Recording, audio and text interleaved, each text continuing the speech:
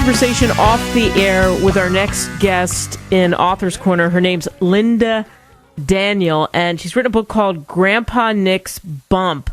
And Grandpa Nick is a guy I think I would have liked to meet, because I felt like I got to know him after that conversation. And I think everyone in the neighborhood and beyond got to know him as well, and I'm excited to introduce Grandpa Nick to you. And this is a children's book, but it's a children's book that has a lot of messages that I think it's one of those books that works for adults, too. Lynda, thanks so much for joining us. Oh, thank you so much. Thank you for having me today. So you heard my setup there about Grandpa Nick. He was your husband. Tell us about what happened to him first so we understand the story. Okay, it's Grandpa Nick's bump, and the bump was a tumor. He had meningioma, and it really was a huge external tumor, so it was massive. And so we took the bus to Boston, and we were at Brigham and Women's in Dana-Farber for 25 days, and he had huge surgery.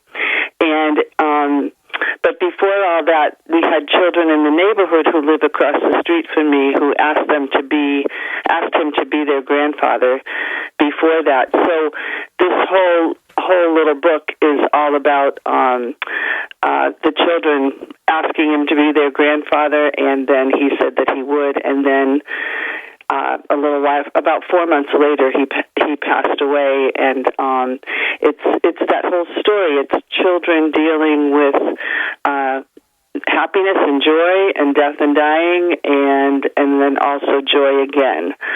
So that's what had happened to him, and he was very cheerful the whole time. He went through a lot with radiation, as so many people do, and we thought for sure that he was getting better, but then it turned out that he wasn't, very surprisingly. And so that it's that story. That's kind of what happened to him. Yeah, and it's so clever, Grandpa Nick's bump, because it's exactly what you told us that happened to him with the tumor growing on the outside, too, and then all the hope you had, and then the kids who were so close to him, and how do they were little kids, so how do they deal with that loss? And one thing that I think is really cool is you told me that you got the kids involved in the project, like they drew the pictures, right? Yes, they did. I've been working on this for a while, and I had taken like blank little books that I had made, and I put the words for each page on the bottom of the pages, and I gave them to there's 4 children, and I gave them to the children, and they drew the pictures themselves, so they were part of this. And then when it came time to print it, I wanted it to be kind of like a scrapbook with their drawings, but they said that the pixels, there weren't enough, and that it wasn't dark enough to be able to print. So the Christian Faith publishers' artists took the children's drawings, and they worked from the children's drawings, so that it makes it extra special. Took a little bit longer, but it made it extra special because they really did a beautiful job with learning things and getting all these ideas from the children's perspective. I started thinking about this after we had our conversation, and again, we're speaking with Lynda Daniele. The name of the book is Grandpa Nick's Bump. You can get it on Amazon, B&N, or anywhere where books are sold, really.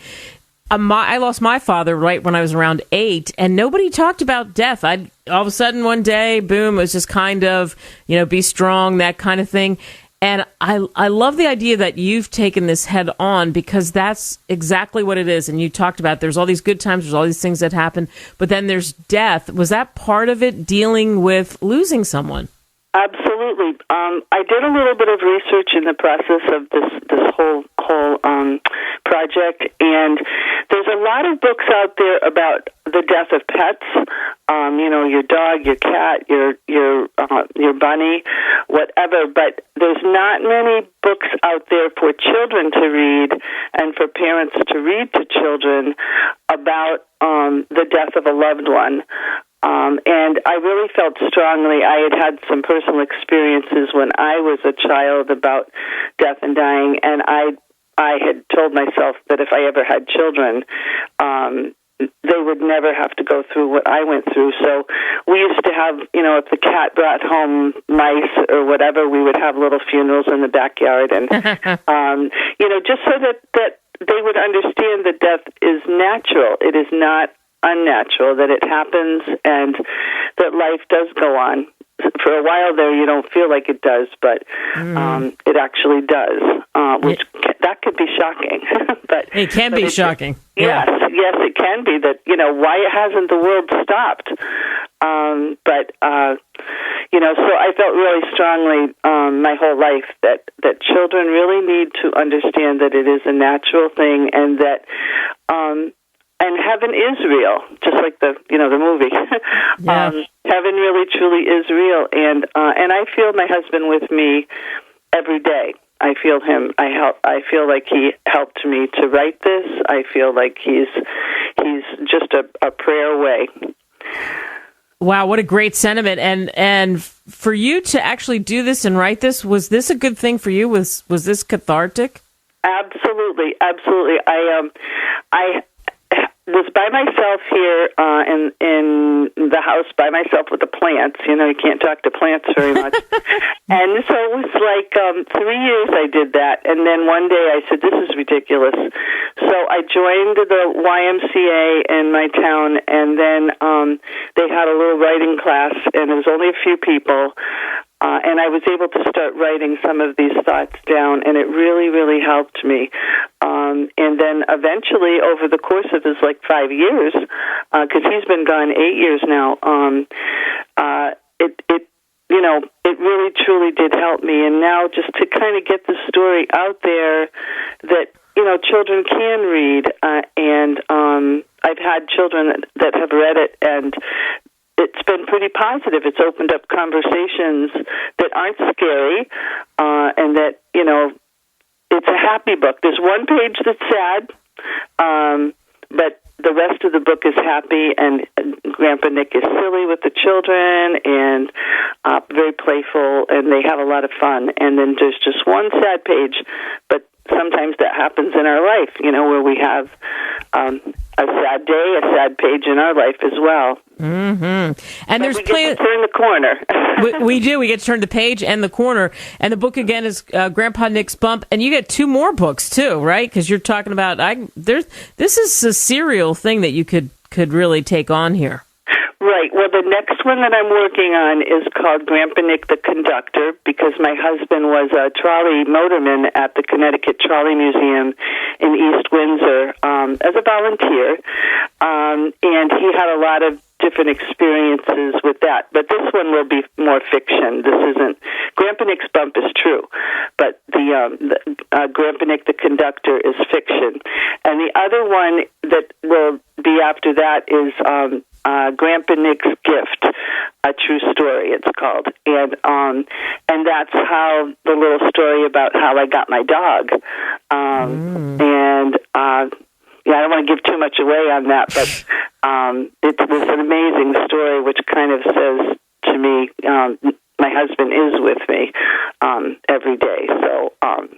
Wow, that's called a tease. You just gave us a big TV teaser trailer there. I don't want to give too much away, but there's a dog that came into my life, and it had something to do with my husband. Wow, what a delight you are. And I think we've really said this throughout it, but it's worth re-emphasizing this. The reason you wrote the book, we talked about that, but what do you hope kids take away from reading this? Parents who get it, grandparents who get it, kids who get to read your book. What do you hope they really take away?